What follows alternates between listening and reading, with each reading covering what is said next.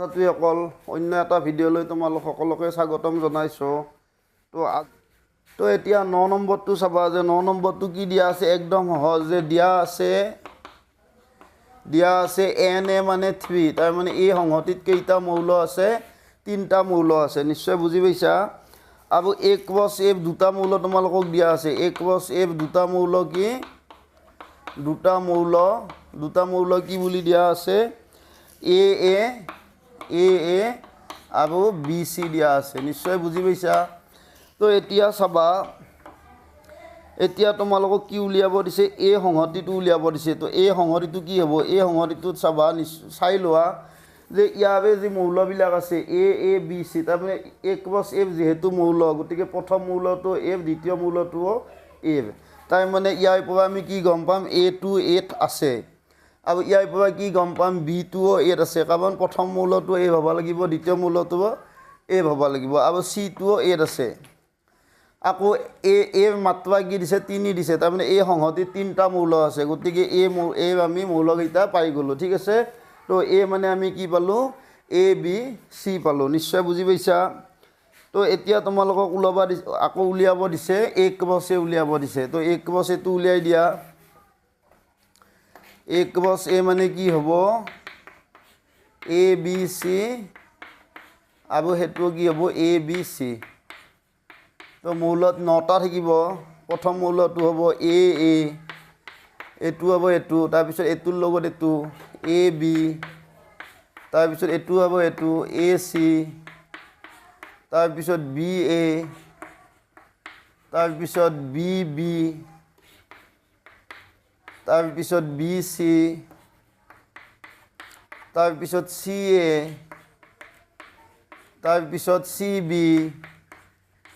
তাৰপিছত CC, এইকেইটা মৌল 9টা আছে ন, চাই লোৱা, 1 2 3 4 5 6 7 8 9টা। তো এইটোৱে হৈছে আমাৰ এনচাৰ। এতিয়া 10 নম্বৰটো চাবা, 10 নম্বৰটো কি দিয়া আছে চাবা, যে তোমালোকক দিয়া আছে A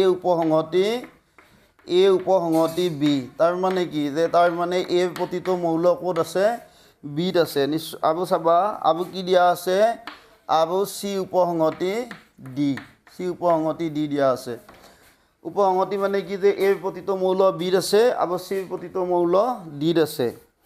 তো এতিয়া আমি কি দেখুৱাব লাগে, যে উই হেভ টু শ্ব', আমি দেখুৱাব লাগে A cross C উপসংহতি B cross D, তাৰমানে A ক্ৰছ C প্ৰতিটো মৌল আমি B ক্ৰছ D থকা বুলি দেখুৱাব লাগে। ইয়াতে এটা মৌল ধৰি লোৱা, যিকোনো মৌল, আৰু সেই মৌলটো আমি ইয়াত থকা বুলি দেখুৱাম। তো এতিয়া মই ধৰি ল'ম, চাবা, যে ধৰা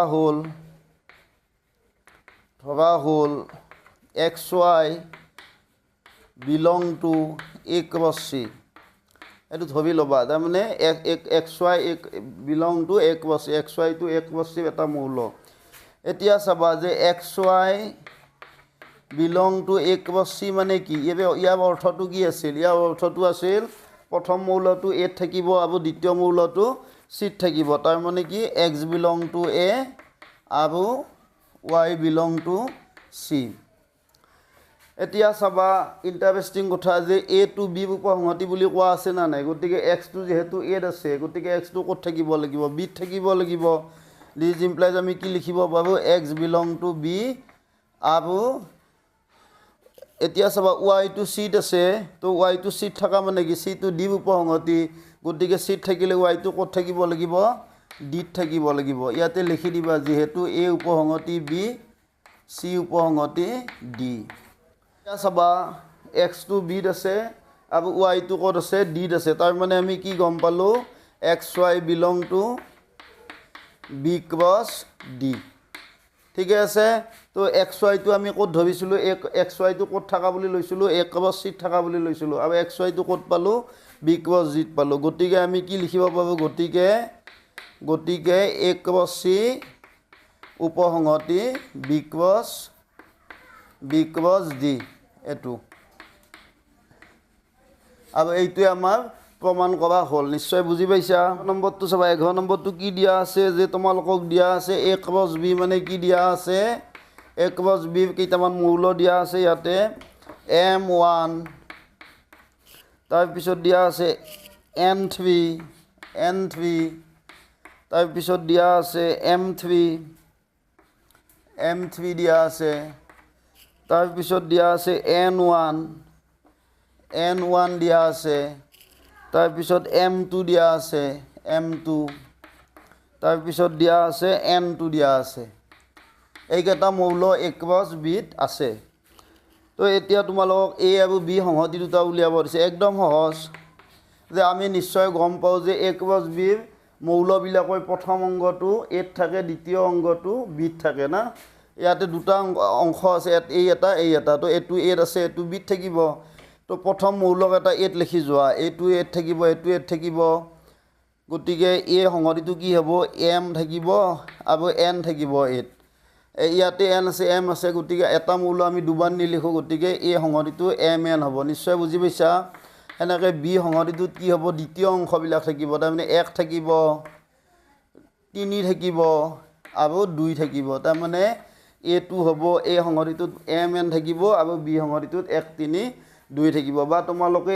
1 2 3 লিখি দিব পাৰা নিশ্চয় বুজি পাইছা সহজ একদম ভিডিওটো ইয়াতে সামৰণি মাৰিছোঁ আশা কৰোঁ তোমালোকে ভিডিওটো চাই ভাল পাইছা তো যদি ভিডিওটো চাই নিজৰ উপকাৰ হোৱা বুলি ভাবিছা চেনেলটো সাবস্ক্ৰাইব কৰি দিবা আৰু নেক্সট ভিডিওটোত আমি এইটো অনুশীলনী 3টা আছে আৰু এই 3টা আলোচনা কৰিম তাৰপিছত নেক্সট এক্সাৰসাইজটো লৈ আগুৱাই যাম ঠিক আছে বাই বাই